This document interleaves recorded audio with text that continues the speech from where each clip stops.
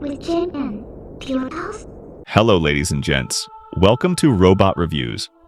Today we will be covering one of my favorite Zelda games, Twilight Princess. The Zelda franchise has an arsenal when it comes to producing great video games, but Twilight Princess is one of the games that stands out from the rest and is one I appreciate much more. I first played Twilight Princess when it came out on the Wii, and my opinions were very neutral about it. I liked it after I beat it, but nothing about it really stood out to me. It just felt like another Ocarina of Time. But after playing many more Zelda games and being able to play the HD version on the Wii U, my opinions on the game changed more positively. I understood more about what made video games good. Combat, story, characters, level design, charm, the whole shebang. It wasn't just about a game that looks good and is fun. And Twilight Princess really shines in a lot of these aspects, especially for the franchise. Enough yapping though. I will be breaking this video into 5 sections, so please make yourself comfortable, get yourself something to eat, relax, and enjoy Robot's review.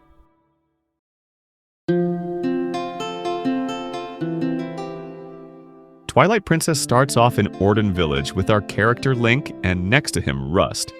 Rust asks us to deliver something to Hyrule Castle.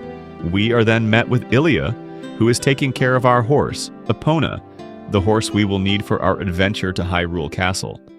Later down, you are ambushed by Bokoblins and a really fat Bokoblin. This fat fuck is King Bulblin, who I am very excited to talk about later. They take Ilia and we are left unconscious. You wake up in a panic to run to their rescue but fail after a human-sized hand grabs into a portal-like substance. This is the Twilight Realm. Once pulled in, we are cursed and transformed into the Twilight Realm. We pass out again and are imprisoned. This is where you are introduced to the most important character in the game, Midna, who we will also be covering later. Midna tells you that she can help you free yourself of where you are in exchange for doing what she tells you to do. You are then later introduced to Zelda. Zelda informs us about Zant, the main villain of most of the game, who is the ruler of the Twilight. He forces Princess Zelda to surrender and his curse swallows of Hyrule, turning the residents into spirits, who live their life in fear. We are then assigned to bring light and peace back to Hyrule. To do this, you must find the Tears of Light to cleanse the world of Twilight, and the 3 fused shadows to be able to confront Zant. After finding the 3 fused shadows, Zant attacks you and Midna, injuring Midna seriously in the process. Now remember this part, because this part leads to one of the best parts of the game. We will come back to this part. Zelda then sacrifices herself for Midna, and Hyrule is then locked away. You then go to the Sacred Grove to obtain the Master Sword, which releases you from your wolf curse. You must then obtain the mirror shards around Hyrule to be able to enter the Twilight and defeat Zant. In the process of obtaining these mirror shards, you are informed of Ganondorf, who is pulling the strings behind the scenes in order to obtain power of Hyrule. Once you have obtained all the mirror shards, you enter the Palace of Twilight and defeat Zant. Midna obtains powers after beating Zant, which allows her to break the seal around Hyrule. You then fight and defeat Ganondorf, saving Zelda and all of Hyrule. Now let's talk about what makes the story so good. Most Zelda's games have a companion to guide you through your adventure, and none of them compare to Midna. Meeting Midna, she comes off as very snarky, selfish, and sarcastic, belittling you. She only cares about defeating Zant and only that. She couldn't care less about Hyrule or you, and a matter of fact, she uses you for her own sake. At first she's a bitch, but in this adventure of obtaining the fused shadows, you start to build a solid bond with Midna and start to care for her. Which is why I told you to remember this part of the game, where she gets seriously injured. This moment right here, Nintendo fucking cooked. You must rush Midna to Zelda in order of any chance for her to make it. While doing this beautiful piano piece plays in the background and puts everything together like glue. The pieces are the thoughts of worry, nerves, and determination to save Midna, and this piano piece is what puts these feelings together.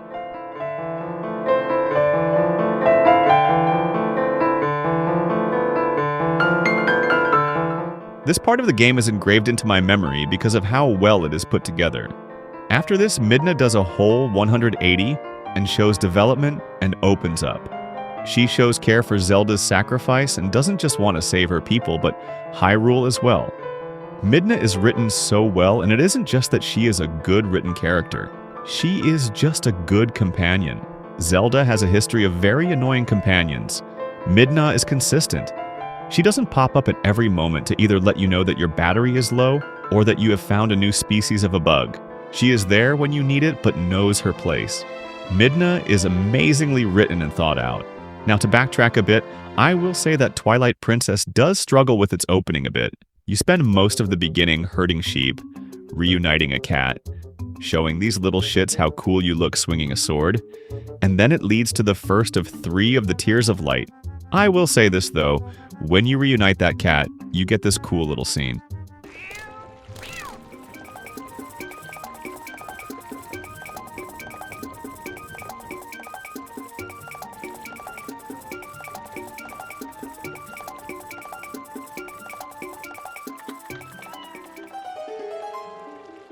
So you are looking at playing for longer than an hour just to get to the first dungeon, which I believe is just a bit too drawn out.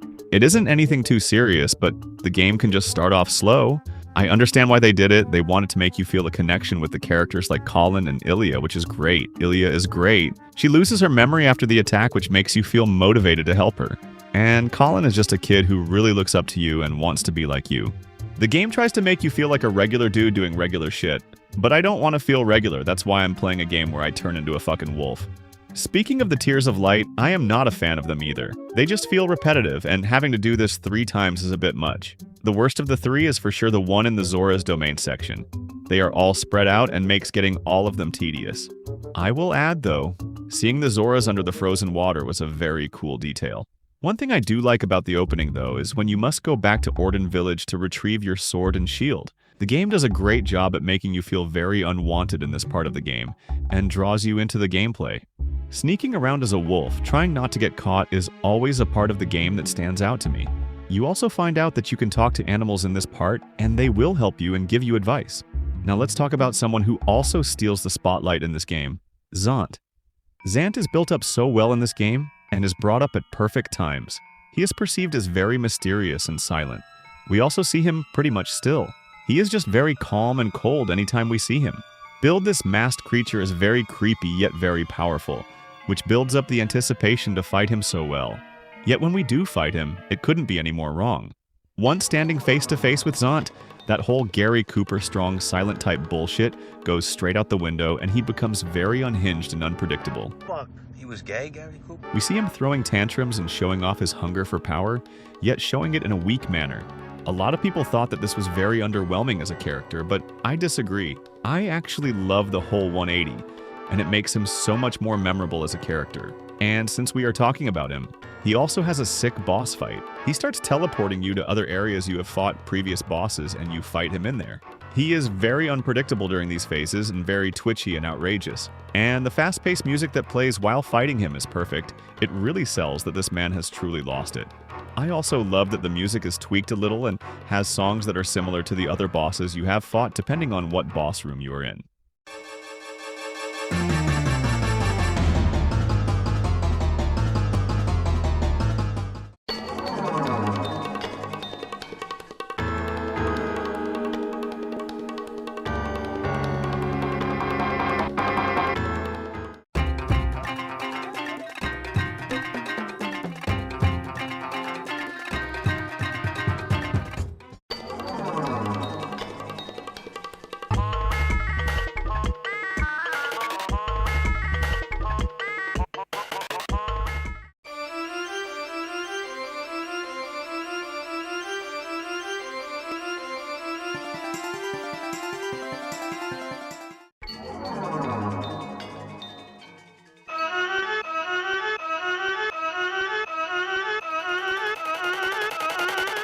So after saying this, I will say that the Ganondorf fight is definitely underwhelming compared to Zan.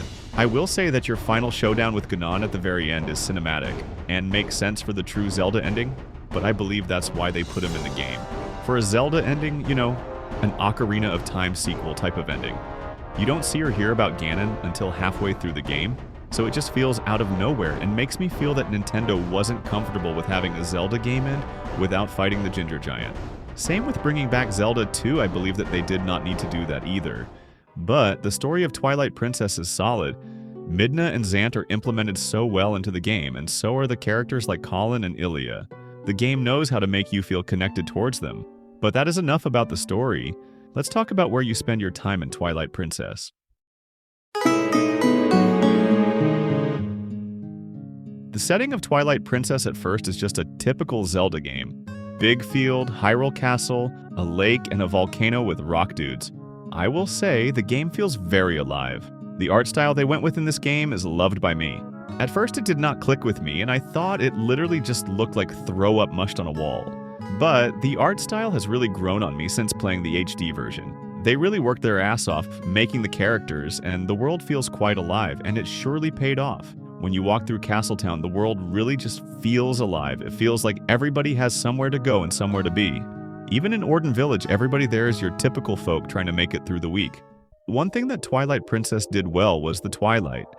Adding the spirits and being able to hear what they say was great, because it really sells the idea of parallel worlds, and how the Twilight is taking over. Some of the dialogue by these spirits sells it very well and makes you feel trapped in this dark world. It shows off the whole light versus dark idea.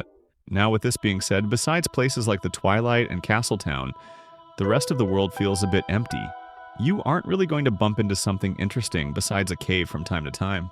Most of your encounters will be in your Orden Village, Castletown, or Kakariko Village. So I do wish they added more things to do or see in this land of Hyrule. I do like Snow Peak Mountain. It feels very mysterious, but besides you going to the Snow Peak ruins, there's really nothing else to do here. You can bump into these stone statues, and as a wolf, when encountering these, it will lead to you having some sort of band duo with a golden wolf, which will lead to this same wolf being somewhere on the map. When finding this map, you will be teleported to this foggy, mysterious location, and you will be greeted by this man. This is how you unlock new moves for combat.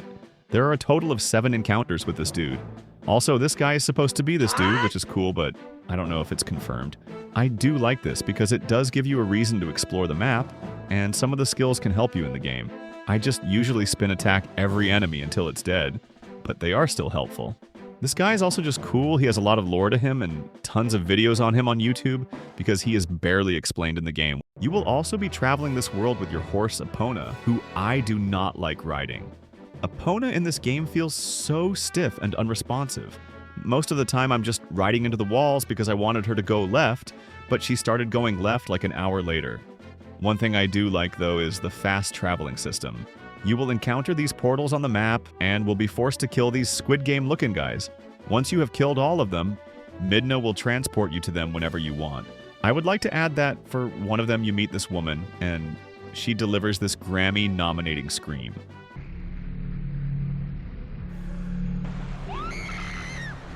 One thing I would also love to add is the music in Hyrule Field during nighttime. This fits the atmosphere so well and adds a lot more to it. I love traversing the map during night just so I can listen to this. Fun fact, this is actually supposed to be Malon from Ocarina of Time, humming in the background. But when it comes to places like the Twilight and Castletown, they did an outstanding job with making you feel a part of the game. I mean, really. Walking into Castletown feels like you're walking into a Dick's Sporting Goods a couple days before Christmas with moms running around scratching off their list for their kids. But Zelda was always known for sweeping the floor with scenery. And one thing Zelda is known for is their dungeons.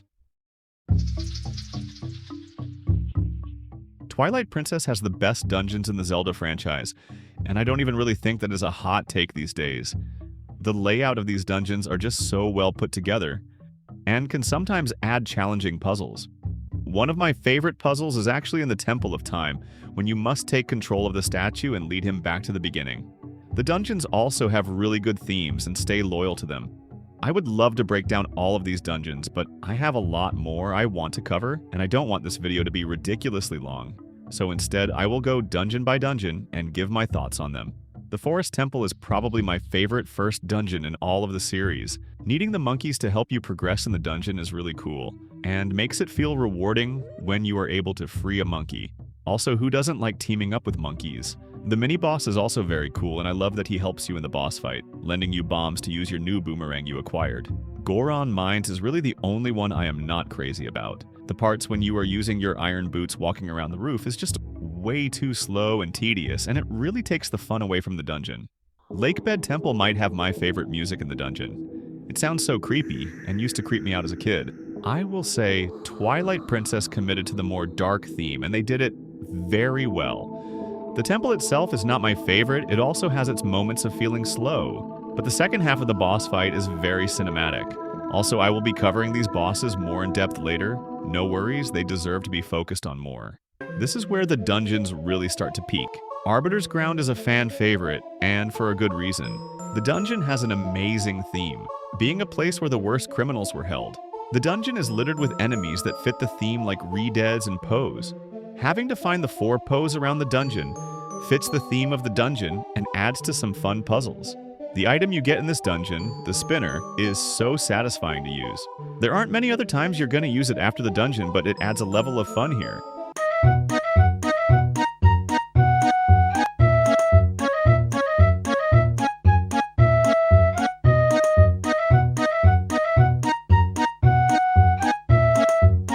The lead up to this dungeon is also great, sneaking around shooting bokoblins off of their high ground. It makes you feel like an assassin. Snow Peak Ruins has my favorite theme by far. We have seen ice themes before, but it taking place in the mansion of the 2 Yetis you meet before walking in is very unique and is something we have not seen before. All of the ice enemies fit very well, and using the ball and chain on them is satisfying as hell. And the fact that you fight the Yeti at the very end was something I was not expecting, and I definitely was not expecting this my first time playing.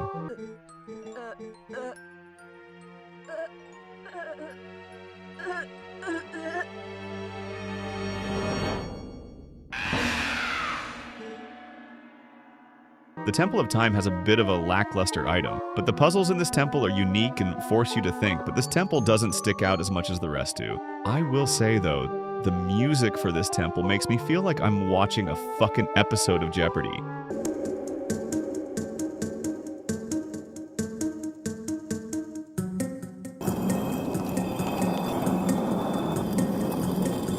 City in the Sky is definitely my favorite temple in the game. It is a city filled with these little things called Akus, who we will talk about later. Apparently they have ties to the gods? I don't fucking know. This temple gives you my favorite item to use in any temple, the double hookshot. Using this item makes you feel like a badass flying through the sky. Having to navigate the temple using them was also unique. The last 2 dungeons in this game are the Twilight Realm and Hyrule Castle. Hyrule Castle is more of a, hey, you're almost done with the game, so here's a reason to use all of these previous items you only used once. So it lacks that dungeon feeling. The Twilight Realm is more fleshed out. The theme of this temple is really sick.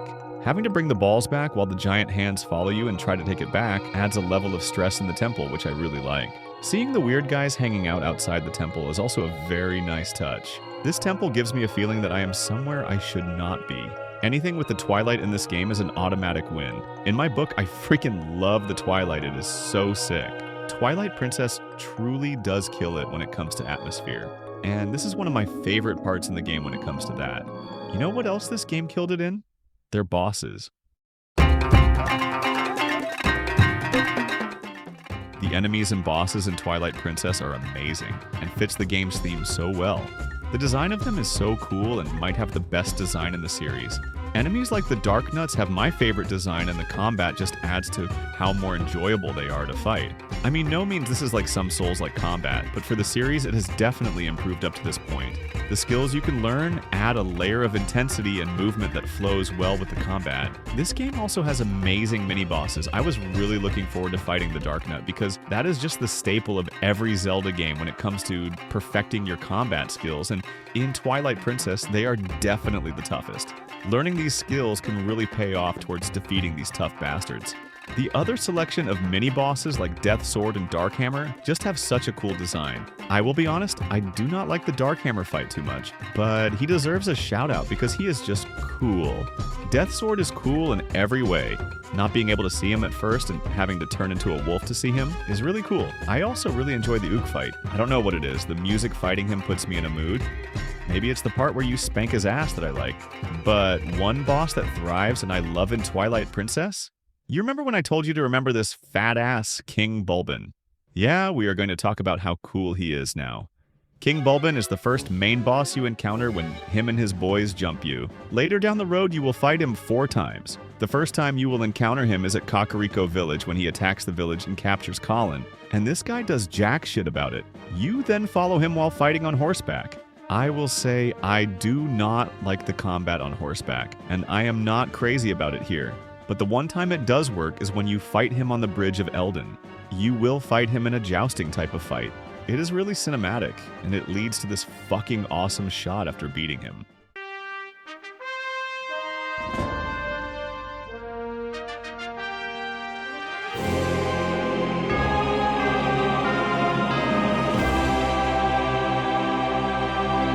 The second time you fight him is on the Bridge of Eldin again while escorting Telma and Ilya to Kakariko Village, but this time he has learned and now is shielding both of his arms, forcing you to use your bow. The third time you fight him is right before Arbiter's Ground, and he is now fighting you face to face. Once beating him, he sets the place on fire, forcing you to think quickly. The last time you face him is the one that sticks out the most. You encounter him at Hyrule Castle one final time on foot. After you beat him, he speaks to you saying, "I follow the strongest side. That is all I have ever known," afterwards helping you by giving you the key and then leaving. He respects your strength and abandons the path of evil. This is a great arc for a Zelda character. This is somebody you fight for literally the whole game. And the fact at the very end he joins you is honestly symbolism for the game of growing and learning. Now let's talk about the bosses you will find in the amazing dungeons in these games. These bosses fit these dungeons so well. I already talked about the boss you will find in the Forest Temple, Diababa. I love that Ook later helps you in the fight, which is really clever. This boss is a simple first boss fight, but doesn't stand out. Fyrus has a great soundtrack when you are fighting him, and he looks cool as shit. He is a bit too easy, but still a good and memorable boss fight nonetheless. Morpheal is pretty slow and unmemorable until he starts swimming around. I love how intense it is, it really pumps up the heart rate and saves the boss fight for me. Now after this is when the bosses start getting very memorable. Star-Lord is by far my favorite boss fight in the game. His design is so damn cool and is intense yet fun. Bouncing off the walls on your spinner trying to hit him is so memorable, but his phase 2 is ever cooler. Once you break him enough, he resorts to only his head and starts floating around. You have to ride up the wall while dodging his flame attacks and try to hit him. This part in the boss fight is exhilarating and makes this whole experience of the dungeon and the fight so special. Blizzetta is another memorable boss fight in the game. Starting the temple, you would have not guessed that you have to fight this poor sick Yeti at the very end. The music is amazing and really adds to the atmosphere to this boss fight. And this boss arena is so cool, I love how much it fits into the theme. Having to look down at the icy ground to see where she is going to land is very creative. It has been done before, but still works so well. And using the chain and ball trying to break her down is just so satisfying. Armagoma doesn't stand out as much as the rest of the other boss fights, but I do like having to shoot it from the ceiling and using the statues around it to punch it into the ground. It also does lead to this cool cutscene at the end.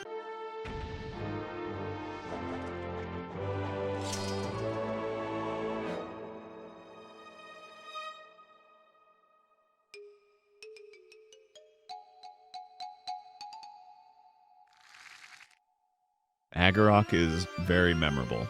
Zipping with your hookshot all around is just so cinematic. I do think that having to hookshot all the way to the top every time you hit him is a bit much, but the boss gets away with it for literally how imposing it is. We have spent a good amount of time on these bosses, but they are just that freaking good. And I didn't get to talk about the music and how well You Are Doing changes it. Whenever you get a good hit, or whenever you are getting hits on the boss, the music will change into a more heroic triumph.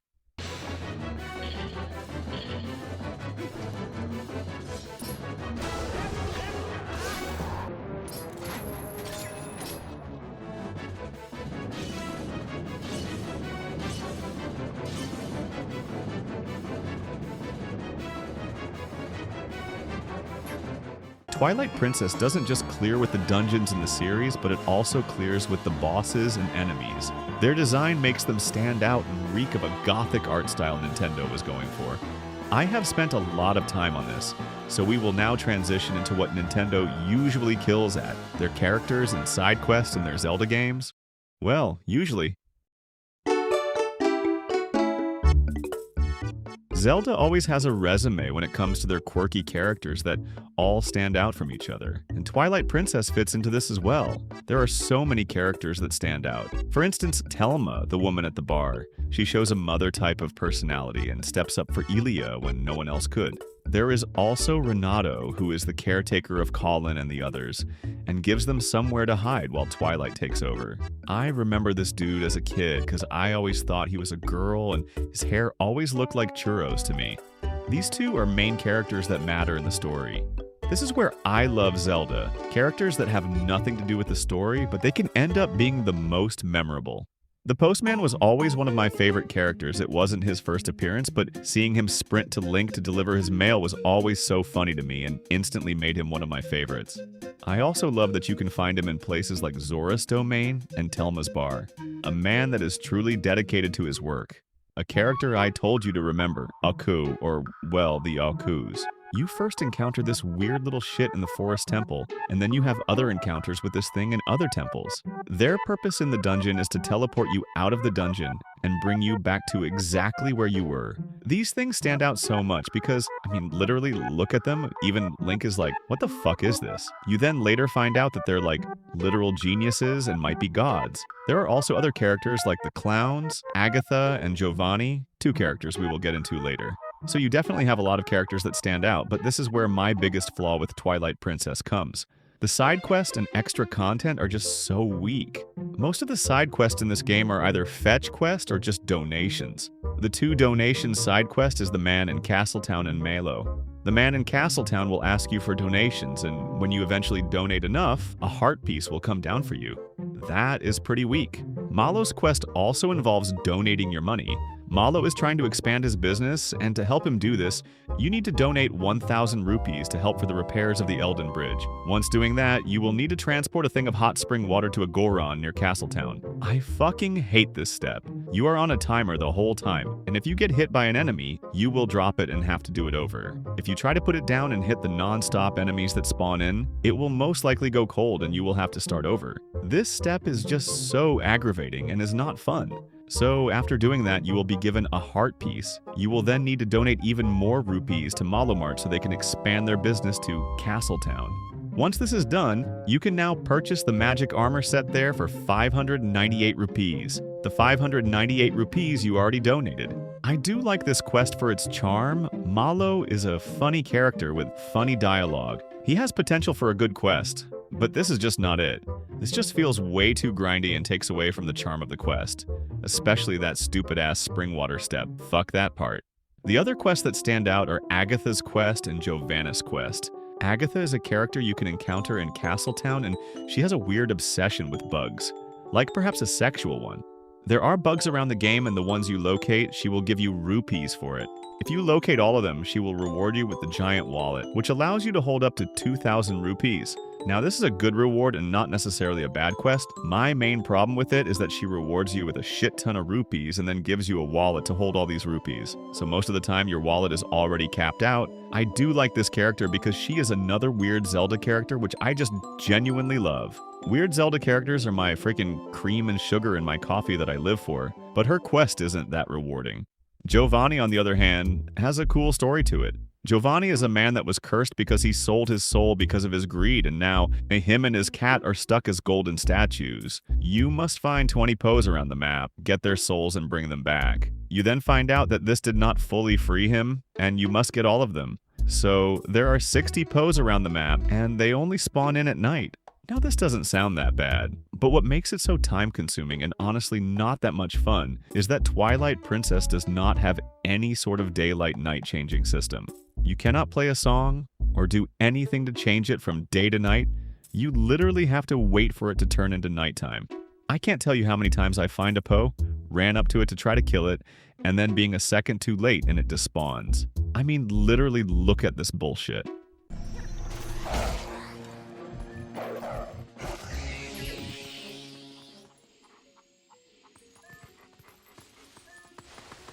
So this quest just takes so much time, and honestly in the end, the reward isn't even worth it.